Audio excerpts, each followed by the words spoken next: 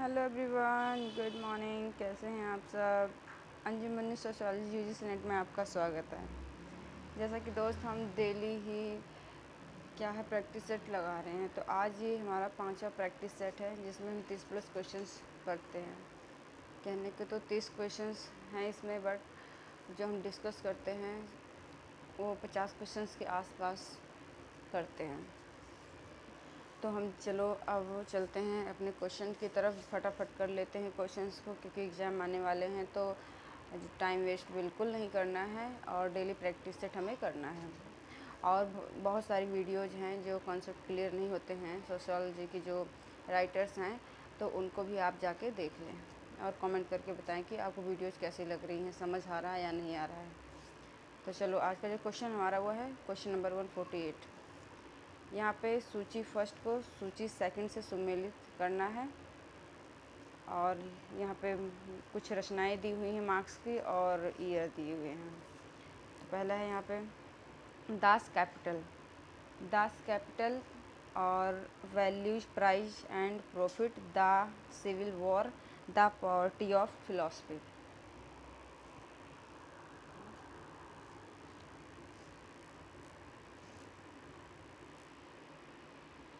हाँ, तो अब यहाँ पे हमें मैच करना है ईयर के साथ।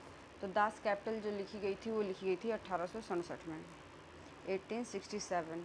फोर्थ से ए मैच हो जाएगा। अब दूसरा है यहाँ पे वैल्यू, प्राइस एंड प्रॉफिट, ये लिखी गई थी 1865 में, मतलब थर्ड। बी से थर्ड को मैच कर देंगे। सी है द सिविल वॉर, ये 1871 में लिखी गई थी, 1871 में, मतलब ये मैच किसके साथ हो जाएगी? सेकंड के साथ। अब द पॉवर्टी ऑफ फिलॉसफी ये बच गया है, इसमें ये फर्स्ट के साथ जाएगा, 1844 में लिखी गई थी। Das Kapital 1867, value, price and profit 1865, the civil war 1871, the poverty of philosophy 1844। अब ऑप्शन में देख लो कौन सा मैच कर रहा है यहाँ पे। ऑप्शन नंबर सी लगा हुआ है निशान, तो यहाँ पे option number C is right. Next question है 149 से 154 तक कुछ मतलब कथन दिए हुए हैं, इनकी सहायता से उत्तर का क्या चयन करना है। यहाँ पे अगर ए और, जैसे यहाँ पे ए लिखा हुआ समझ लेते हैं, कई बार बच्चे गलतियाँ करके आ जाते हैं। ए और आर दोनों सही हैं और आर ए की सही व्याख्या है। अगर दोनों सही हैं और एक दूसरे की व्याख्या, कथन और कारण दोनों व्याख्या कर रहे हैं, तब वो ऑप्शन नंबर ए राइट करेंगे। अगर बी करेंगे तो उसमें ए आर दोनों सही तो होंगे, लेकिन जो आर है वो ए की सही व्याख्या नहीं है। सी है ए सही है परंतु आर गलत है। डी में कहता है कि ए गलत है परंतु आर सही है। तो अब इसको हम क्या है, इसी के बेस पर आगे क्वेश्चन को सही और गलत मानेंगे, या ई बी सी डी जो भी है हमें आंसर देना होगा वो देंगे। देखो यहाँ पे 149 में है कि कथन ए क्या कहता है कि दुर्खिम मानते हैं कि व्यक्ति मात्र अपने सामाजिक वातावरण का उत्पाद होते हैं। ठीक है, ओके, सही है। कारण, दुर्खिम ने विचलन के सामाजिक परिदृश्य के रूप में आत्महत्या का अध्ययन किया है, ये भी सही है। सही तो दोनों ही हैं, बट क्या है, जो आर है एक ही सही व्याख्या नहीं है। देखो अब इसको पहचानेंगे कैसे, इसको ना हम क्यों के साथ जोड़ते हैं। अब इसको पढ़ो, ऐसा लग रहा है आपको ये क्यों जो है सूटेबल हो रहा है, इनके बीच में बैठ रहा है।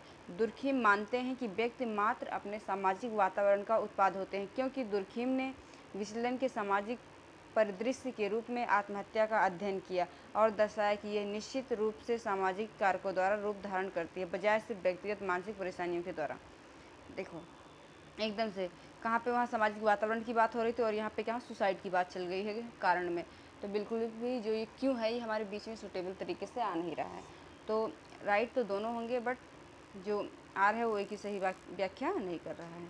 तो यहाँ ऑप्शन नंबर बी के साथ जाएंगे। अब 150 है कि मार्क्स ही एकमात्र ऐसा लेखक है जिसकी कृतियों को वैज्ञानिक कहा जाता है। बिल्कुल सही है।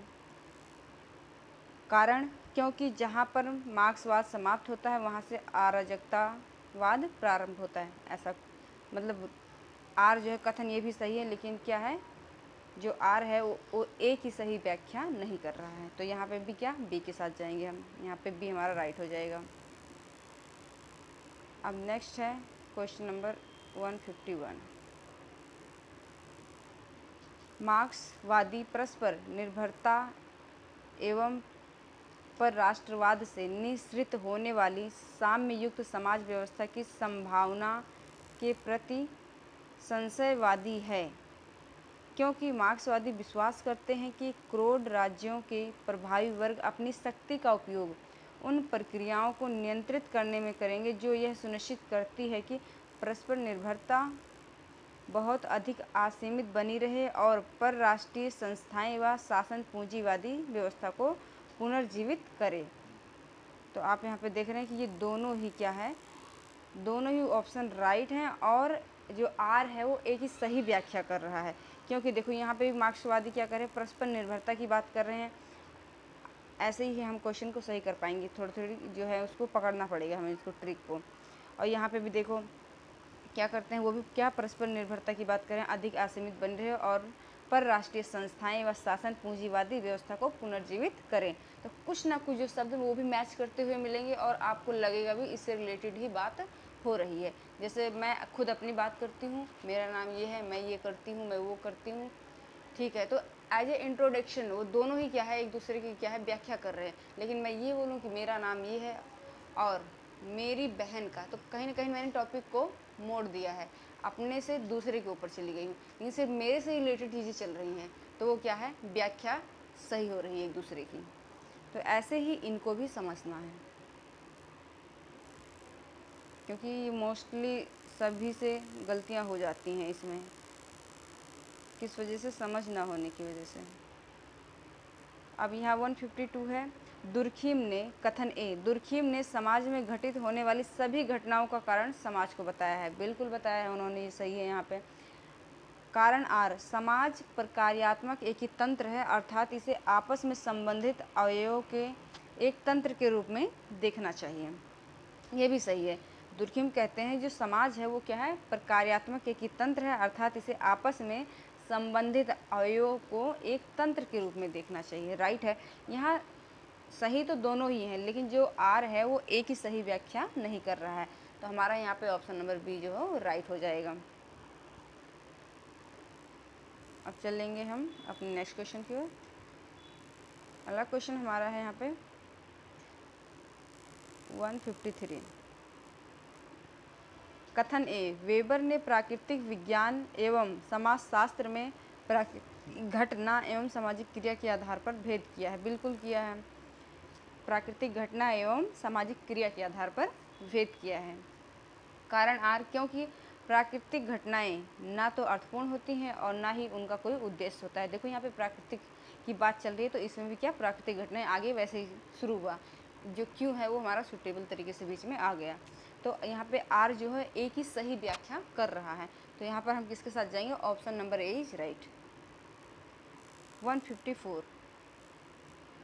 कथन ए, मार्क्स के अनुसार जब तक पूंजीवादी तत्वों का पूर्णतः विनाश न हो जाए, राज्य पर श्रमिकों का अधिनायक तत्व रहे। ये बिल्कुल सही है, यहाँ पे राइट हो जाएगा ये। कारण आर, क्योंकि मार्क्स के अनुसार शक्ति की रक्षा के लिए शक्ति का प्रयोग आवश्यक है। तो ये भी सही हो जाएगा। तो जो आर है वो एक ही सही व्याख्या कर रहा है। तो यहाँ पे भी क्या हो जाएगा, option number A is right. अब यहाँ पे क्वेश्चन नंबर 155। अब यहाँ पे दिया गया है कि सामाजिक संरचना की निम्नलिखित विशेषताओं पर विचार करें। यहाँ पे कुछ संरचनाएं दी हुई हैं, अब इनको देखना है इसमें से आगे क्या क्वेश्चन पूरा पढ़ते हैं। क्वेश्चन पूछे सामाजिक संरचना का सही विशेषताओं को दर्शा, जो सही विशेषताएं हैं उनको हमें यहाँ पे चूज करना है। पहला है सामाजिक संरचना सामाजिक संरचना अंतः संबंधित इकाइयों का एक व्यवस्थित रूप है। बिल्कुल सही है। जो सामाजिक संरचना है वो क्या है, अंतः संबंधित इकाइयों का एक व्यवस्थित रूप है, सिस्टेमेटिक तरीके से उसको व्यवस्थित किया गया है। और दूसरा है यहाँ पे सामाजिक संरचना मूर्त होती है, नहीं, सामाजिक संरचना जो होती है वो अमूर्त होती है। और तीसरा है यहाँ पे सामाजिक संरचना में प्रत्येक इकाई का एक पूर्व निश्चित स्थान में पद होता है, बिल्कुल सही है यहाँ पे। तो ये तीसरा भी यहाँ पे सही हो जाएगा, पहला भी सही है, तीसरा भी सही है, दूसरा जो गलत है। और चौथा है सामाजिक संरचना अपेक्षाकृत एक अस्थायी अवधारणा है, गलत है। पांचवा कहता है सामाजिक संरचना अखंड व्यवस्था नहीं है, सही है, क्योंकि बहुत सारे खंडों से मिलकर बनाई गई है सिस्टमेटिक तरीके से। तो यहाँ पे पांचवा भी सही हो जाएगा। और छठा है सामाजिक संरचना की इकाइयों में एक क्रमबद्धता पाई जाती है, ये भी सही हो जाएगा।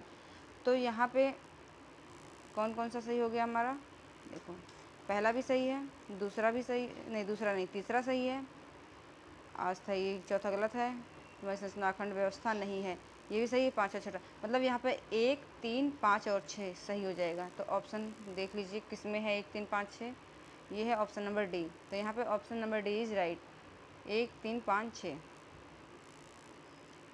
अब 156, क्वेश्चन नंबर 156, निम्नलिखित में से गलत कथन चुनिए। जो गलत है उसको हमें चूज करना है, इसमें गलत कौन सा है। 4 ऑप्शन हमारे सामने हैं। पहला है सामाजिक संरचना में सामाजिक प्रक्रिया भी महत्वपूर्ण होती है, सही है, तो ये तो सही है। अब ये पूछ रहा है गलत कौन सा है इसमें। दूसरा है सामाजिक संरचना में विघटन के तत्व भी पाए जाते हैं, तो ये भी सही है, पाए जाते हैं। सी है सामाजिक संरचना एक गतिशील निरंतरता है, तो ये भी सही है। डी है सामाजिक संरचना का अंग व्यक्ति नहीं है बल्कि रीति रिवाज एवं प्रथाएं, ये बिल्कुल गलत है, क्योंकि सामाजिक संरचना का अंग व्यक्ति के बिना तो हो ही नहीं सकता। तो यहाँ पे जो ऑप्शन नंबर डी है ये गलत हो जाएगा हमारा। क्वेश्चन जो अगला क्वेश्चन हमारा है वो है 157, क्वेश्चन नंबर 157, निम्नलिखित में से कौन सह संबंध, या हम इसको इंग्लिश में बोलेंगे सह संबंध को अलायंस, जिसको गठबंधन बोल सकते हो, सह संबंध बोल सकते हो, सिद्धांत कार्य के रूप में जाना जाता है। किसके, अलायंस की बात हो रही। तो यहाँ पे 4 ऑप्शन है, बी मेलनोमस्की नहीं, ये आवश्यकता वाला सिद्धांत है, आर निधम ये भी नहीं है, अल्फ्रेड रेडक्लिफ ब्राउन ये भी नहीं है, सी लेवी स्ट्रॉस। तो ऑप्शन नंबर जो 4 है हमारा ये राइट हो जाएगा, ऑप्शन नंबर 4 इज राइट। अब 158 पे आ जाते हैं। 158, निम्नलिखित में से कौन सा कथन गलत है। अब इसमें से हमें बताना है कौन सा गलत है। पहला है इन अंगों में परस्पर अस्थायी संबंध पाए जाते हैं, नहीं, पहला ही यहाँ पे गलत है। अब बी कहता है प्रत्येक संरचना कई इकाइयों या अंगों से मिलकर बनती है, ये सही है, क्योंकि कोई भी स्ट्रक्चर जो तैयार किया जाता है, कोई भी संरचना या इकाई जो हम समाज में, तो बहुत सारी चीज़ों से, बहुत सारे अंगों और तत्व इकाइयों से मिलकर बनी होती है, तो ये यहाँ पे सही है। सी है ये क्रियाएं बार बार दोहराई जाती हैं तथा इनमें एक नियमबद्धता पाई जाती है, ये भी सही है। सामाजिक संरचना का निर्माण लोगों द्वारा परस्पर संबंधित क्रियाओं के द्वारा होता है, ये भी सही है। मूव करेंगे अपने नेक्स्ट क्वेश्चन की ओर। क्वेश्चन नंबर 159, रेडक्लिफ ब्राउन के अनुसार प्रकार्यात्मक बिखराव की स्थिति के साथ समाज विरले ही समाप्त होते हैं, इसके बजाय यह, आगे बताना है क्या होता है, तो इसके बजाय यह यूनोमिया की नव स्थिति की ओर बढ़ने की कोशिश करता है, सही है। दूसरा है अपने संरचनात्मक प्रतिमान को बदल सकता है, तो ये भी सही है। अपने को विशृंखलित कर सकता है, ये नहीं, गलत है। अपनी पहचान को बदल देता है, ये गलत है। कोई भी है पूरी तरह से अपनी पहचान को नहीं बदल सकता। तो यहाँ पे जो 1 और 2 ये राइट हो जाएंगे। तो अब देख लो ऑप्शन में कहाँ है ए, तो option number A is right, 1 और 2। क्या क्या करता है, रेडक्लिफ ब्राउन, 2 बार पढ़ लीजिए इसको, क्योंकि दिमाग में बैठ जाए, दोबारा पढ़ने की जरूरत ना पड़े। रेडक्लिफ ब्राउन के अनुसार जो प्रकार्यात्मक बिखराव की स्थिति के साथ समाज बिरले ही समाप्त होते हैं, इसके बजाय ये क्या होता है, यूनोमिया की नव स्थिति की ओर बढ़ने की कोशिश करता है, अपने संरचनात्मक प्रतिमान को बदल सकता है। क्वेश्चन नंबर 160, 160, निम्नलिखित में से कौन सा एक टी पार्सन्स द्वारा यथा प्रतिपादित सामाजिक क्रिया प्रणालियों के सामान्य सिद्धांत का भाग नहीं है। तो कौन सा इसमें नहीं है, पार्सन्स के अनुसार देखना है। यथा प्रतिपादित सामाजिक क्रिया प्रणालियों के सामान्य सिद्धांत का भाग नहीं है, ये देखना है।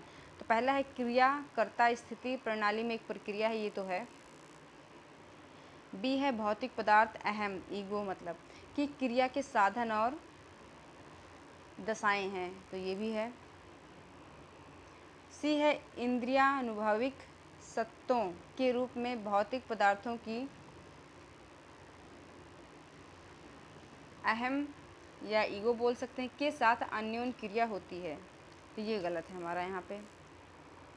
तो जो राइट आंसर हो जाएगा option number C is right. Move करेंगे नेक्स्ट क्वेश्चन की ओर। Question number 161। यहाँ पे निम्नलिखित युग्मों में से कौन सा एक सही रूप से सुमेलित नहीं किया गया है, जो सही नहीं है। रेडक्लिफ ब्राउन 4 प्रकार्यात्मक पूर्वापेक्षाएं, नहीं इन्होंने तो नहीं लिखी थी, तो यहाँ पे तो ये पहला ही गलत हो गया। अब दूसरा देख लेते हैं। आर के मर्टन आनुमानिक प्रकार्यवाद, हाँ ये आर के मर्टन का है, ये सही है। यहाँ पे इमाइल दुर्खिम सामाजिक तथ्य सोशल फैक्ट सभी जानते हैं, ये भी सही है। कोहेन नव प्रकार्यवाद का सिद्धांत दिया है उन्होंने, ये भी सही है। तो यहाँ पे देखो एक तो गलत हो गया, अब 3 आंसर राइट है यहाँ पे, तो यहाँ से भी क्वेश्चन बन सकते हैं। आर के मर्टन आनुमानिक प्रकार्यवाद, इमाइल दुर्खिम सामाजिक तथ्य, कोहेन नव प्रकार्यवाद। चलते हैं अपने नेक्स्ट क्वेश्चन की ओर। सूची फर्स्ट को सूची सेकंड से सुमेलित करें तथा नीचे दिए गए कूट का प्रयोग करके सही उत्तर चुनें। यहाँ पे कुछ बुक्स दी हुई हैं और कुछ ऑथर्स समाजशास्त्री, उनको मैच करना है। Social theory and social structure जो आर के मर्टन ने लिखी है, और दूसरा है structure and function in primitive society, ये ब्राउन ने लिखी है, रेडक्लिफ ब्राउन ने लिखी है। द सोशल सिस्टम, ये किसने, टालकॉट पार्सन्स ने लिखी है। डी है theory of structure in society, ये लिखी है SF नाडेल। अब यहाँ पे मैच कर लो जो भी है। तो यहाँ पे जो हमारा राइट आंसर होगा वो कौन सा होगा, पहला आर के मर्टन 4, तो यहाँ पे 4 से स्टार्टिंग सिर्फ एक का ही हो रहा है, ऑप्शन नंबर बी, तो यहाँ पे option number B is right. Move करेंगे नेक्स्ट क्वेश्चन की ओर। Question number 163। नीचे 4 प्रारंभिक समाज विचारकों की सूची दी जा रही है। समाजशास्त्र में उनके प्रवेश के क्रमानुसार सही चयन कीजिए, पहले कौन आया उसके बाद। ठीक है, पहला है यहाँ पे SF नाडेल, रेडक्लिफ ब्राउन। पहले कहते हैं कि पहले SF नाडेल आए, उसके बाद Radcliffe Brown, then Claude Levi Strauss, फिर ब्रोनिस्ला मेलिनोव्स्की। मैं आपको बता देती हूँ, रेडक्लिफ ब्राउन और मेलिनोव्स्की ये दोनों ही साथ में आएंगे जहाँ आएंगे, तो इस चीज़ का आपको ध्यान रखना है। तो ये ऑप्शन तो बिल्कुल ही गलत हो जाता है। अब देखते हैं दूसरा ऑप्शन। दूसरा ऑप्शन है रेडक्लिफ ब्राउन और कहाँ गया, ब्रोनिस्ला मेलिनोव्स्की, देखो दोनों साथ आ रहे हैं, अभी तक तो सही है ये। फिर SF नाडेल, देन क्लॉड लेवी-स्ट्रॉस, तो यही हमारा जो ऑप्शन नंबर बी है ये राइट हो जाएगा। Option number B is right. पहले रेडक्लिफ ब्राउन, उसके बाद ब्रोनिस्ला मेलिनोव्स्की, देन SF नाडेल, फिर क्लॉड लेवी-स्ट्रॉस, तो यहाँ पे option number B is right. अब मूव करते हैं नेक्स्ट क्वेश्चन की ओर। 164। यहाँ पे भी सूची फर्स्ट को सूची सेकंड से सुमेलित करें तथा नीचे दिए गए कूट का प्रयोग करके सही उत्तर का चुनाव करें या चुनें। फर्स्ट हमें यहाँ पे कुछ कथन दिए हैं, दूसरे में विद्वान के नाम दिए गए हैं जिन्हें मैच करना है।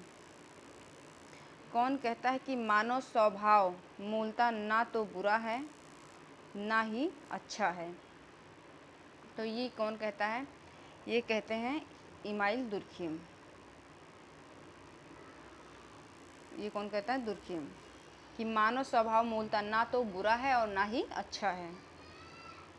बी, मनुष्यों ने विश्व के बारे में इतनी अधिक समझ प्राप्त कर ली है कि प्रकृति को अब रहस्यमय ही समझा जाना समाप्त हो गया है।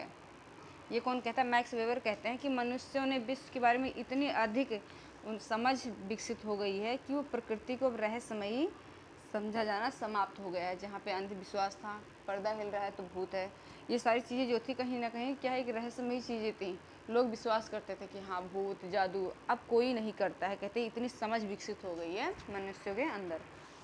तो ये कौन कहता है? Max weber. अब सी, मनुष्य असीमित इच्छाओं वाले प्राणी, ये कार्ल मार्क्स कहते हैं। जैसे वो कैपिटलिज्म पे बात करते हैं ना कि जितना धन आप कमा रहे हैं ना, आज आपकी जो इच्छा है कि मैं 1000 रुपये कमा लूँ पर डे, कल आपकी जो डिजायर जो है वो बढ़ती जाएगी कि मैं 2000 कमा लूँ। तो जो मनुष्य की जो इच्छाएं हैं वो क्या कहते हैं कार्ल मार्क्स? मनुष्य असीमित इच्छाओं वाले प्राणी हैं। अब यहाँ पे डी है, मनुष्य पूर्व निर्धारित विशेष नैसर्गिक गुणों के साथ पैदा नहीं होते जैसे कि दूसरे प्राणी होते हैं। ये कौन कहता है? ये कहते हैं टालकॉट पार्सन्स। तो डी जो है वो 3 के साथ चला जाएगा। ठीक है। इमाइल दुर्खिम फर्स्ट, 4 सेकंड, मतलब 1 4 2 3 सही हो जाएगा यहाँ पे, 1 4 2 3। तो option number C is right. क्या बोला था? फटाफट एक बार और देख लेते हैं। मानव स्वभाव मूलतः ना तो बुरा है ना अच्छा। इमाइल दुर्खिम, मनुष्य ने विश्व के बारे में इतनी समझ विकसित कर ली है कि अब रहस्यमयी चीज़ों पर विश्वास करना मुश्किल हो गया है। मैक्स वेबर कहते हैं मनुष्य असीमित इच्छाओं वाले प्राणी है। ये कौन कहता है? ये कार्ल मार्क्स कहते हैं मनुष्य पूर्व निर्धारित विशेष नैसर्गिक गुणों के साथ पैदा नहीं होता जैसे कि अन्य प्राणी होते हैं। ये कौन कहता है? टालकॉट पार्सन्स। अब क्वेश्चन नंबर 165, निम्नलिखित में से कौन सा कथन असत्य नहीं है, गलत नहीं है? तो मतलब हमें सही को ढूंढना है इसमें। पहला है मेलिनोवस्की ने उद्विकासवाद, प्रसारवाद, उद्विकासवाद का नाम जब भी आता है तो हम किसका आना चाहिए नाम दिमाग में? हर्बर्ट स्पेंसर का आना चाहिए, है ना।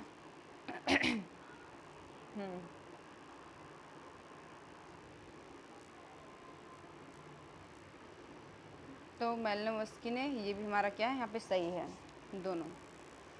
एक मिनट। तो मेलिनोवस्की ने उद्विकासवाद, प्रसारवाद, ऐतिहासिकतावाद के विरोध में अपने सांस्कृतिक पदार्थ की अवधारणा का प्रतिपादन किया था। हाँ, बिल्कुल सही है। बी है प्रकार्य का संबंध इकाइयों द्वारा समाज के दिए जाने वाले सकारात्मक योगदान से। किसका? प्रकार्य। प्रकार्य किसे कहा जाता है? जो कार्य हमारे समाज, हमारी सोसाइटी हमारे लिए सही हो वो ही प्रकार्य है। तो वही चीज़ यहाँ पे लिखा है कि प्रकार्य का संबंध इकाइयों द्वारा समाज के दिए जाने वाले सकारात्मक योगदान से। तो ये भी सही है यहाँ पे। सी है अकबर ने विप्रकार्य की अवधारणा को विकसित किया है। हाँ, बिल्कुल किया है अकबर ने विप्रकार्य की अवधारणा को विकसित। तीसरा भी यहाँ पे सही है। तो ऑप्शन नंबर डी उपयुक्त तो सभी तीनों के तीनों जो है यहाँ पे सही हैं, कोई सा भी गलत नहीं है। अब चलते हैं क्वेश्चन नंबर 166। पार्सन्स द्वारा प्रस्तुत निम्नांकित प्रकार्यात्मक समस्याओं को उचित क्रम में व्यवस्थित करें। उन्होंने जो ये दिया है आपको, चलो वो बता देती हूँ। एजिल रखना याद, ठीक है, जब भी आए इसको लगा लेंगे एजिल। अब पहला एडॉप्शन, गोल, इंटीग्रेटेड, ठीक है, इसको ऐसे ही हमें याद रखना है। अब देखो पहले क्या आएगा यहाँ पे? आत्मसात करना, फोर्थ। 4 देखो ऑप्शन में 2, बी में भी है, सी में भी है। तो आगे फिर देखते हैं आत्मसात के बाद क्या? गोल, दूसरे गोल लक्ष्य। तो 3, मतलब 4 के बाद 3 आना चाहिए इसमें। तो कौन से ऑप्शन में है? सिर्फ ऑप्शन नंबर सी में ही है जो सीक्वेंस 4 के बाद 3 आ रहा है। तो अब यहाँ पे देख लेते हैं, इसको पकड़ लेते हैं। 4 3 और फिर 1, उसके बाद आएगा सात्वीकरण और 2, उसके बाद आंतरिक। तो यहाँ पे option number C is right. ऐसे ही ऑप्शन को ध्यान में रखते हुए हमें क्वेश्चंस को, आंसर को देखना है जिससे जल्दी से हम पकड़ लें और सही कर पाएँ, गलतियाँ ना हो। क्योंकि ज़रूरी नहीं कि हमें सारी चीज़ें याद हों, कुछ ट्रिक के माध्यम से, कुछ ऑप्शन के अकॉर्डिंग ही हम क्वेश्चन आंसर को सॉल्व करते हैं। क्वेश्चन नंबर 167, मर्टन के अनुसार प्रकार्य को निम्नलिखित में से किन अर्थों में प्रस्तुत किया गया है? सार्वजनिक उत्सव के रूप में, हाँ किया गया है। सामाजिक पद पर आसीन व्यक्ति के कार्यकलाप के रूप में किया गया है, ये भी सही है। व्यवस्था को या व्यवस्था के बनाए रखने में सहायक प्राणी शास्त्रीय या सामाजिक अर्थ प्रणालियों के रूप में, ये भी किया गया है। तो ए बी सी मतलब तीनों ही यहाँ पे सही हो जाएंगे। तो option number D is right. ये देखो जो ए बी सी है इनको भी याद रखना है, क्योंकि इनको भी क्वेश्चन के फॉर्म में बना के पूछ सकता है।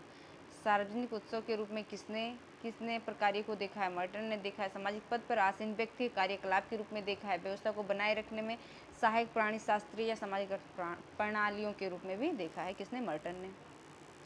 क्वेश्चन नंबर 168, सूची फर्स्ट को सूची सेकंड से सुमेलित करें तथा नीचे दिए गए कूट का प्रयोग करके सही उत्तर चुनें। सूची फर्स्ट में जो है कुछ रचनाएं समझ सकते हैं दी गई हैं, और सेकंड में कुछ राइटर्स या समाजशास्त्रियों के नाम, उन्हें मैच करना है। संरचनात्मक प्रकार्यवाद की बात कौन करता है? अच्छा, जो हमें आते हैं उसको मैच करते हैं, बाकी जो रह जाता है उसको, जो बच जाता है उसके साथ चला जाएगा। क्वेश्चन सॉल्व करने का ये तरीका है। शुद्ध प्रकार्यवाद मैलिनोव्स्की, चलो पता है हमें, हमने लिख लिया। 2 के साथ ये चला गया। संरचनात्मक मानवशास्त्र नहीं पता है, छोड़ दो। नव प्रकार्यवाद कोहेन, 4 के साथ ये चला गया है। ठीक है, ये क्वेश्चन सॉल्व करने का मैं तरीका बता रही हूँ कैसे सॉल्व करते हैं। यहाँ पे ओके, ये 4 के साथ चला गया। अब हमें 2 पता है, 2 नहीं पता है, तो कौन सा पता है? दूसरा पता है हमें, है ना, मैलिनोव्स्की शुद्ध प्रकार्यवाद, मतलब जो यहाँ पे बी है, बी के साथ जाएगा मैलिनोव्स्की। अब 2 और लास्ट में 4 ढूंढो दूसरे नंबर पे। अब देखो 2 कहाँ पे है? यहाँ पहले ऑप्शन में भी है, ए में भी है, और ऑप्शन नंबर डी में भी है। तो अब क्या होगा, चलो आगे देखते हैं। सबसे लास्ट में क्या आना चाहिए? 4 आना चाहिए। कोहेन जो है नव प्रकार्यवाद का, तो 4 किस में है? लास्ट में बी में है और ए में है। तो बी का तो पहले ही कट गया था, है ना, बी और सी को तो पहले ही काट दिया था। ए और डी में देखना था, अब इसमें तो है नहीं लास्ट में, तो ये भी कट गया। बच क्या गया? ए बच गया। तो ऐसे मैच कर लेंगे, तो पहला, दूसरा, तीसरा, चौथा। 2 तो हमें पता ही था। अब ए जो है पहले के साथ चला जाएगा, और तीसरा जो तीसरे के साथ चला जाएगा। ओके, फिर अब देखो, अब दोबारा सॉल्व कर लेते हैं इसको, क्योंकि ये मैंने बताया एग्जाम में कैसे सॉल्व करना है हमें, अगर क्योंकि सारी चीज़ें सभी को याद नहीं हो सकती हैं। तो संरचनात्मक प्रकार्यवाद रेडक्लिफ ब्राउन, शुद्ध प्रकार्यवाद मैलिनोव्स्की, संरचनात्मक मानवशास्त्र लेवी-स्ट्रॉस, नव प्रकार्यवाद कोहेन। आई होप कि आपको समझ आया होगा। मूव करते हैं नेक्स्ट क्वेश्चन की ओर। टालकॉट पार्सन्स के अनुसार औद्योगिक समाज के लिए निम्नलिखित में से कौन सा लागू या कौन से लागू होंगे? दोबारा से क्वेश्चन को पढ़ लेते हैं। टालकॉट पार्सन्स के अनुसार औद्योगिक समाज के लिए निम्नलिखित में से कौन से लागू होंगे? तो वो होंगे, अब इसमें पढ़ लेते हैं। एक तो तटस्थता, हाँ ये सही है। दूसरा विशिष्ट परकता, ये गलत है। तीसरा सर्वपरक उपलब्धि, ये सही है। चौथा है सामूहिकता, नहीं। तो औद्योगिक समाज के लिए जो लागू होंगे टालकॉट पार्सन्स के अकॉर्डिंग, वो कौन कौन से? तटस्थता और सर्वपरक उपलब्धि। तो 1 और 3 यहाँ पे सही है, तो मतलब option number A is right. अगला है यहाँ पे 170, क्वेश्चन नंबर 170, निम्नलिखित कथनों पर विचार कीजिए। टालकॉट पार्सन्स के प्रकार्यात्मक परिप्रेक्ष्य के अनुसार सारे समाज निम्नलिखित प्रकार्यात्मक समस्याओं का हल करते हैं। कैसे? अभी मैंने बताया था, आप इसको भी थोड़ा सा ध्यान में रख के आप क्वेश्चन को कर सकते हैं। एकीकरण, लक्ष्य प्राप्ति, अनुकूलन, समाकलन। एकीकरण हमने देखा था, इंटीग्रेटेड, है ना, ये भी सही है। अनुकूलन ये भी सही है। लक्ष्य प्राप्ति ये भी सही है। समाकलन की कोई बात नहीं की है ना, हमने पढ़ा है। तो 1 3 1 2 3, मतलब option number D is right. 171, चलते हैं क्वेश्चन नंबर 171। निम्नलिखित में से कौन सा कथन प्रकार्य के बारे में असत्य है? गलत कौन सा है वो हमें बताना है इसमें से। पहला है यहाँ पे,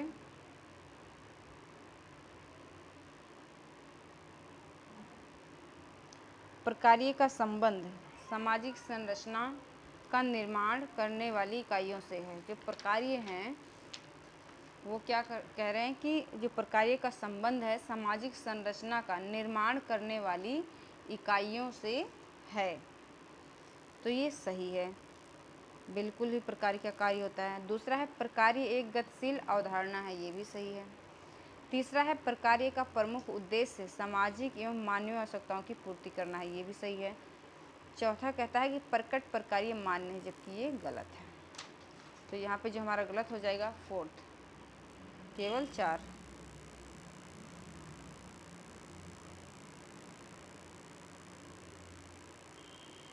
अरे सॉरी, क्या पूछ रहा था क्वेश्चन, देखो क्वेश्चन को समझने में गलती हो गई।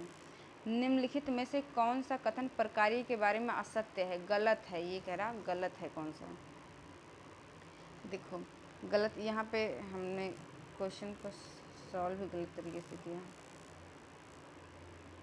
गलत, ये तो तीनों गलत हैं। देखो भाई यहाँ पे प्रकार्य का संबंध सामाजिक संरचना का निर्माण करने वाली इकाइयों से, ये भी गलत है। प्रकार्य एक गतिशील अवधारणा है, ये भी गलत है। और प्रकार्य का प्रमुख उद्देश्य सामाजिक एवं मानवीय आवश्यकताओं की पूर्ति करना, ये भी गलत है। बल्कि प्रकट प्रकार्य क्या होते हैं, मान्य होते हैं, ये सही है। तो यहाँ पे हमारा जो होगा, जो ऑप्शन नंबर 4 है वो तो राइट है। तो ऑप्शन गलत बताना था हमें, तो जाएंगे डी के साथ। Option number D is right. 1 2 3 मतलब ये जो तीनों हैं ये गलत हैं, बल्कि जो प्रकट प्रकार्य मान्य है ये सही है। नीचे दिए गए कूट का प्रयोग करके सही उत्तर चुनें।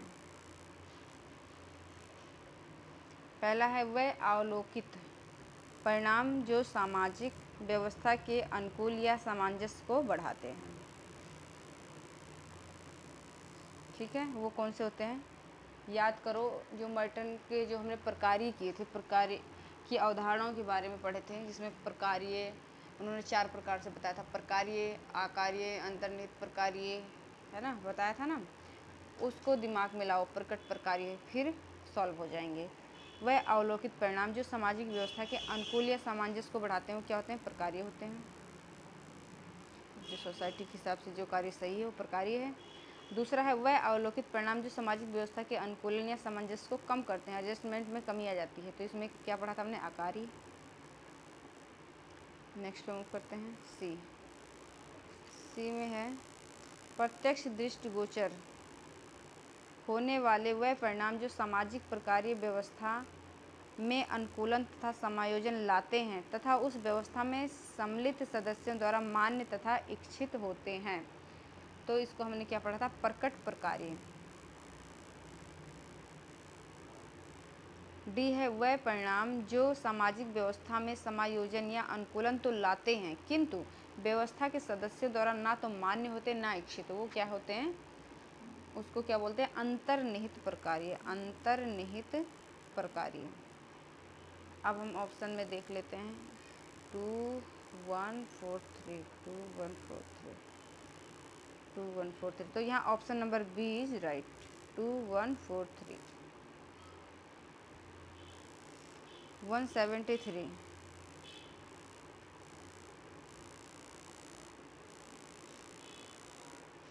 अब देखो इसको मैच करना है। निम्नलिखित युग्मों में से कौन से युग्म सही सुमेलित हैं। प्रकट प्रकार्य कौन से होते हैं, जो मान्य तथा इच्छित हों, सही बताना है हमें। ठीक है, सही, तो ये सही है, पहला तो सही है भाई। और आकार्य कौन से होते हैं, व्यवस्था के अनुकूल या सामंजस्य को संभव बनाते हैं, नहीं ये तो प्रकार्य होते हैं। ये कौन से होते हैं, प्रकार्य होते हैं, आकार्य नहीं होते, तो ये गलत है यहाँ पे। तीसरा है अंतर्निहित, ना तो मान्य ही प्रकार्य इच्छित, ना मान्य होते हैं ना इच्छित होते हैं, तो तीसरा भी क्या है, सही है।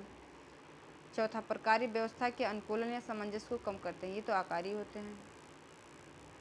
ठीक है, तो इसको रिप्लेस कर दिया है। तो यहाँ पे हमारा जो राइट आंसर होगा 1 और 3। 1 और 3 कहाँ पे है देख लो, ऑप्शन नंबर ए में है 1 और 3। तो option number A is right. 174 समाजशास्त्र के व्यवहारिक स्कूल के विकास में निम्नलिखित समाजशास्त्रियों के योगदान के आधार पर उन्हें क्रम दीजिए और उत्तर के लिए सही कूट का चयन कीजिए। ठीक है, किसके स्कूल के विकास में, व्यवहारिक स्कूल के। अब देखते हैं पहले कौन आया, कौन किस पे बात करता है। एक ट्रिक मैंने बताई थी, जब भी रेड क्लिफ ब्राउन मैलिनोव्स्की आए तो ये दोनों कहीं ना साथ में मिलेंगे, पहले रेड क्लिफ ब्राउन उसके बाद मैलिनोव्स्की। अब 2 रह जाते हैं। अब इसमें देखो ऑगस्ट काम्टे पहले आएंगे या हर्बर्ट स्पेंसर आएंगे, दिमाग लगाओ। सोशियोलॉजी के फादर कौन थे, याद करो।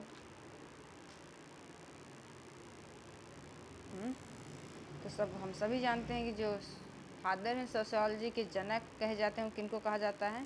August Comte. तो इसमें सोचने वाली बात ही नहीं, पहले कौन आएगा? August Comte. तो पहले ये आएंगे, फिर हर्बर्ट स्पेंसर आएंगे, उद्विकासीवाद की जो अवधारणा देते हैं। उसके बाद मैंने आपको बताया कि जब दोनों का नाम है तो पहले कौन आएगा? Radcliffe Brown. तो ये तीसरे पे आएगा और ये चौथे पे। तो 1, 2, 4 और 3 है ना। आंसर ऐसे होना चाहिए 1, 2, 4, 3, 1, 2, 4, 3। तो ऑप्शन बी में मिल रहा है 1, 2, 4, 3। तो option number B is right. Question number 175। सूची फर्स्ट को सूची सेकंड से सम्मिलित करें तथा नीचे दिए गए कोड का प्रयोग करके सही उत्तर चुनें। क्रिया की संदर्भ परिधि, और दूसरा है आवश्यकताओं का उत्क्रम, तीसरा है मानक शून्यता, चौथा है युक्ति मूलक प्रयोगिक। अब देखो यहाँ पे मिलान करना हमें 175। अब पहला जो है क्रिया की संदर्भ परिधि, वो किसके साथ जाएगा? टालकॉट पार्सन्स के साथ जाएगा। और दूसरा है आवश्यकताओं का उत्क्रम, ये मैलिनोवस्की के साथ जाएगा। और तीसरा है मानक शून्यता, मर्टन के साथ जाना चाहिए। 2, 3, 1, 2। अब लास्ट बच गया युक्ति मूलक प्रयोगिक, जो विल्फ्रेडो पैरेटो के साथ जाएगा। तो यहाँ पे 3, 1, 2, 4 ऑप्शन में ढूंढ लेते हैं। 3, 1, 2, 4 option number C is right. अगला क्वेश्चन हमारा है, इसको भी सूची फर्स्ट को 177, सूची फर्स्ट को सूची सेकंड से सम्मिलित करें तथा नीचे दिए गए कोड का प्रयोग करके सही उत्तर चुनें। कुछ संकल्पना दी हुई है और नीचे लेखक के नाम मैच करना है, कौन सी संकल्पना किस राइटर ने दी है। पहला है प्रकार्यात्मक अनिवार्यता। अनिवार्यता की बात कौन करता है? दिमाग लगाओ थोड़ा सा और फटाफट आंसर बताओ। ये बात करते हैं कौन? मैलिनोवस्की। जब भी अनिवार्यता आवश्यकता की बात हो, नाम किसका आएगा? मैलिनोवस्की का। तो पहला किसके साथ चला गया? मैलिनोवस्की के साथ। एक मिनट। अब यहाँ पे दूसरा प्रकार्यात्मक प्रकार्यात्मक परिणामों का शुद्ध संतुलन। शुद्ध संतुलन की जब बात आती है, किसका नाम आ जाएगा? T Parsons. ये जाएगा फोर्थ के साथ। देखो सिर्फ अगर शुद्ध यहाँ पे होता, संतुलन ना होता तो मैलिनोवस्की हो जाता, लेकिन यहाँ पे बात किसकी हो रही? शुद्ध संतुलन की बात हो रही, तो टी पार्सन्स हो जाएंगे। और सार्वभौमिक प्रकार्यात्मकता, ये किसके साथ जाएंगे? Radcliffe Brown. सार्वभौमिक रेडक्लिफ ब्राउन।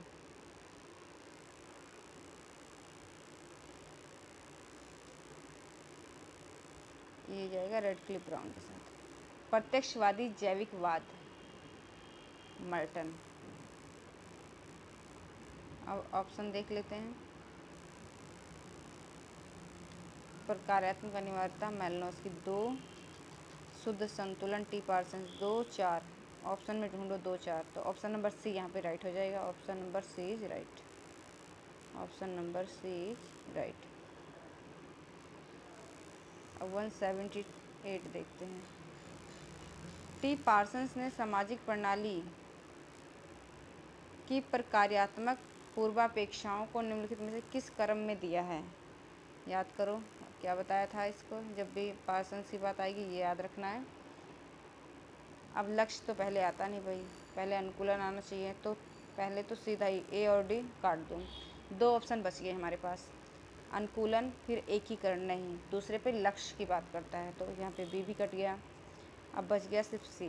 तो option number C is right. पहले अनुकूलन आएगा, फिर लक्ष्य प्राप्ति, फिर एकीकरण, फिर प्रतिमानात्मक अस्थायित्व। क्वेश्चन नंबर 179, प्रकार्यवाद के क्षेत्र में अंशदान देने वाले निम्नलिखित चिंतकों को काल क्रमानुसार सही क्रम में चिन्हित करें। क्षेत्र में अंशदान देने वाले प्रकार्यवाद के क्षेत्र में, अब देखो पार्सन्स पहला क्या है यहाँ पे? पार्सन्स। और दूसरा मर्टन, तीसरा दुर्खेम, स्पेंसर। नहीं, ये गलत है। कहते हैं बी में मर्टन आए, उसके बाद दुर्खेम ने प्रकार्यवाद पर बात की है, फिर स्पेंसर, फिर पार्सन्स। ये भी गलत है। सी है पहले पार्सन्स, फिर स्पेंसर, फिर दुर्खिम, फिर मर्टन। ये भी गलत है। यहाँ पे option number D is right हो जाएगा। पहले स्पेंसर ने प्रकार्यवाद के क्षेत्र में अपना अंश दिया है, उस पर बात की है प्रकार्यवाद पे। उसके बाद दुर्खिम ने, फिर पार्सन्स और फिर मर्टन।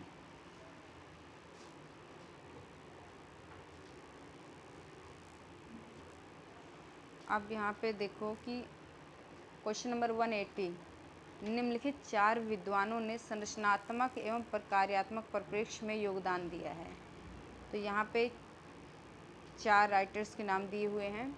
पहला है आर.के. मर्टन, दूसरा है ऑगस्ट कॉम्टे, तीसरा है टॉलकॉट पार्सन्स, चौथा है बी. मालिनोव्स्की। अब इसको हमें क्या करना है कि सब मतलब सीक्वेंस में लगाना है। सबसे पहले किसने योगदान दिया है? संरचनात्मक एवं प्रकार्यात्मक परिप्रेक्ष्य। याद रखना है, ये भी पूछ सकता है सिर्फ ओनली संरचनात्मक या संरचनात्मक प्लस प्रकार्यात्मक या केवल प्रकार्यात्मक। तो यहाँ पे दोनों पूछ रहा है। अब हम इसको सॉल्व करेंगे तो पहले क्या है, ऑगस्ट कॉम्टे का नाम आ जाएगा पहले पे, और फिर उसके बाद टॉलकॉट पार्सन्स दूसरे पे आएंगे ये, और उसके बाद फोर्थ बी. मालिनोव्स्की, मतलब ये तीसरे नंबर पे आ जाएंगे। अब बच जाता है मर्टन, ये चौथे पे आ जाएगा। तो पहले ऑगस्ट कॉम्टे, सेकंड पे टॉलकॉट पार्सन्स, तीसरे पे बी. मालिनोव्स्की, चौथे पे आर.के. मर्टन। अब ऑप्शन के हिसाब से जाते हैं, मतलब इसमें 2 3 2 3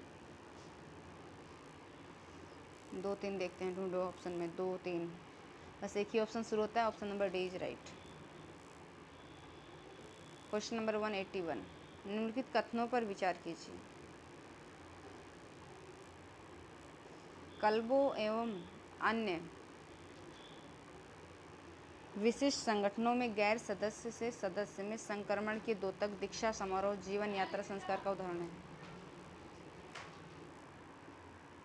तो पहला क्या था कि यहाँ पे क्लबों एवं अन्य विशिष्ट संगठनों में गैर सदस्य से सदस्य में संक्रमण के द्योतक, दीक्षा समारोह, जीवन यात्रा संस्कार का उदाहरण है। ये सही है यहाँ पे।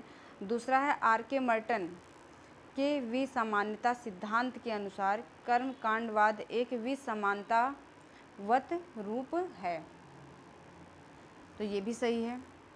तीसरा है किसी व्यक्ति का भाई बहनों से, विवाहितों से और संतानों से संबंध उस व्यक्ति की भूमिका विन्यास का उदाहरण है। ये तो बिल्कुल नहीं है। तो ये यहाँ पे तीसरा तो यहाँ पे गलत है। तो हमारा राइट कौन सा है? पहला और दूसरा। तो ऑप्शन में पहला और दूसरा कहाँ पे? Option number C is right. Option number C is right. अब मूव करेंगे अपने नेक्स्ट क्वेश्चन की ओर। क्वेश्चन नंबर 182, सूची फर्स्ट को सूची सेकंड से सम्मिलित करें तथा नीचे दिए गए कोड का प्रयोग करके सही उत्तर का चुनाव करें या चुनें। पहला जो है कथन और लेखक के नाम दिए गए हैं और उनके कुछ कि उन्होंने ये चीज़ बोली है या नहीं। तो पहला है सामाजिक संरचना अपने आप में एक वास्तविकता है। ये किसने कहा है कि सामाजिक संरचना अपने आप में एक वास्तविकता है? तो ये कहा था SF नाडेल ने।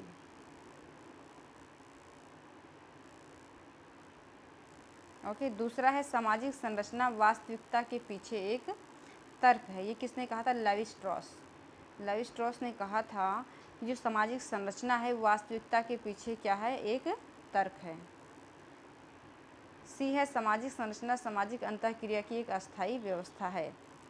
तो ये किसने कहा था? टॉलकॉट पार्सन्स ने। जब भी अंतःक्रिया की बात आए, सामाजिक अंतःक्रिया की बात आती है तो नाम किसका आता है? टॉलकॉट पार्सन्स। ये एक ट्रिक के माध्यम से उसको पकड़ना है। डी है सामाजिक संरचना व्यक्तियों के बीच के संबंधों की व्याख्या के लिए एक इकाई है। तो कौन बच जाता है? रेडक्लिफ ब्राउन बच जाते हैं। तो ये चला जाएगा रेडक्लिफ ब्राउन के साथ। तो यहाँ पे जो पहला था SF नाडेल। SF नाडेल क्या कहते हैं? सामाजिक संरचना अपने आप में एक वास्तविकता है। दूसरा, सामाजिक संरचना वास्तविकता के पीछे एक तर्क है। ये कौन कहता है? ये कहते हैं लेवी स्ट्रॉस। सामाजिक संरचना सामाजिक अंतःक्रिया की एक अस्थायी व्यवस्था है। ये कौन कहता है? टॉलकॉट पार्सन्स। डी है सामाजिक संरचना व्यक्तियों के बीच के संबंधों की व्याख्या के लिए एक इकाई है। ये रेडक्लिफ ब्राउन बोलते हैं। तो यहाँ पे जो हमारा राइट आंसर हो जाएगा वो हो जाएगा option number A is right. Move करेंगे अपने नेक्स्ट क्वेश्चन की ओर। ये हमारा लास्ट क्वेश्चन है आज का, क्वेश्चन नंबर 183। निम्नलिखित कथनों पर विचार करें। पहला है, परिस्थिति व्यक्ति की समूह अथवा समाज में पद की सूचक है। बिल्कुल सही है। परिस्थिति से ही हम पता करते हैं कि कोई व्यक्ति का समाज में क्या रुतबा होगा, क्या पद होगा, तो ये तो यहाँ पे सही है। दूसरा है, एक व्यक्ति की परिस्थिति सदैव ही दूसरे व्यक्तियों की तुलना में होती है। ये भी सही है। हमें परिस्थिति का तब पता चलता है अपने स्टेटस का, जब हम एक दूसरे के साथ कंपेयर करते हैं, तो ये भी सही है यहाँ पे। और तीसरा है, अकेले व्यक्ति की समाज में अपनी परिस्थिति होती है। किसी अकेले व्यक्ति की समाज में कोई परिस्थिति नहीं होती है, तो ये गलत हो जाएगा। चौथा है, एक व्यक्ति समाज में एक साथ अनेक परिस्थिति प्राप्त करता है, किंतु वह किसी एक प्रमुख परिस्थिति के द्वारा ही समाज में जाना जाता है। ये भी सही है यहाँ पे, ये बिल्कुल सही बात है। तो यहाँ पे 1 2 4 ऑप्शन में देखिए 1 2 4 कहाँ पे है। Option number B is right. 1 2 4 जो है यहाँ पे राइट हो जाएगी। मतलब जो परिस्थिति होती है वो कैसे हम डिसाइड करते हैं, जब हम एक दूसरे से तुलना करते हैं किसी से, तब हमें पता चलता है हमारा स्टेटस क्या है, हमारी परिस्थिति क्या है, आज हमारा स्टेटस अच्छा है बुरा है, किससे, वो किसके साथ हम कंपेयर कर रहे हैं उस पर डिपेंड करता है। ठीक है। और बस परिस्थिति तो बहुत सारी होती हैं, किंतु समाज में जो रोल एक के साथ एक व्यक्ति समाज में एक साथ अनेक परिस्थिति प्राप्त करता है, किंतु वह किसी एक प्रमुख परिस्थिति के द्वारा ही समाज में जाना जाता है। पहला था, परिस्थिति व्यक्ति की समूह अथवा समाज में पद की सूचक है। तो 1 2 4 सही। तो ये हमारा था लास्ट क्वेश्चन। आई होप कि आपको ये क्वेश्चन आंसर प्रैक्टिस सेट करने में मज़ा आ रहा होगा, और इसी तरह हम डेली प्रैक्टिस सेट लगाएंगे जब तक हमारे एग्ज़ाम नहीं हो जाते हैं। तो हमें कमेंट सेक्शन में जाके जल्दी से कमेंट करके बताएं कि आपको ये जो प्रैक्टिस सेट हम कर रहे हैं, जो लेके आ रहे हैं, आपको कैसा लग रहा है, क्वेश्चन सॉल्व करने में मज़ा आ रहा है या नहीं आ रहा है, क्वेश्चंस नए देखने को मिल रहे हैं या नहीं मिल रहे हैं, और अगर ये क्वेश्चन आते हैं आपके सामने तो आप कर लेंगे या नहीं, आपको समझ आ रहा है या नहीं। ये सारी चीज़ें, जो भी आपको कन्फ्यूजन है, अपनी जो भी राय आप दे सकते हैं। जो आपकी राय है वो हमें कमेंट सेक्शन में लिखकर ज़रूर बताएं। तो बस आज के लिए इतना ही। बाय बाय, टेक केयर, धन्यवाद।